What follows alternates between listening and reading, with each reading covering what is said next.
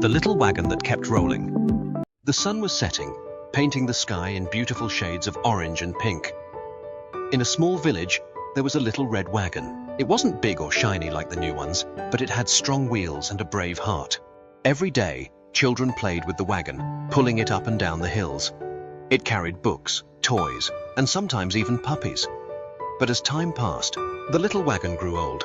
Its wheels became wobbly, and its paint started to fade. The children stopped playing with it, choosing newer, fancier wagons instead. One chilly morning, a little boy named Ben found the wagon sitting alone under a tree. He dusted it off and smiled. "You still look strong to me," he said. Ben needed to take a basket of apples to his grandmother's house on the other side of the hill. As they started the journey, the wagon's wheels creaked.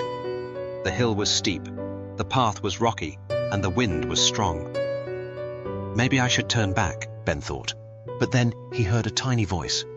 "Keep rolling, never give up." Ben looked around. No one was there.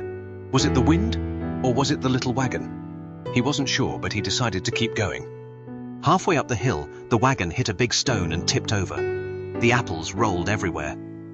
Ben sighed. "Maybe this is too hard," he whispered.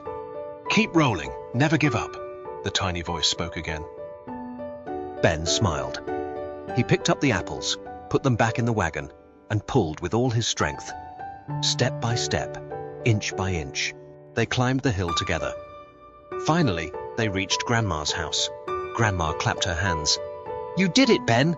And look at your little wagon. It never stopped trying." Ben patted the wagon. "We did it together." That night, the wagon rested under the stars, feeling proud. It might have been old, but it was still strong. As you close your eyes tonight, remember, no matter how tough the road is, just keep rolling. Never give up. Good night, little dreamers.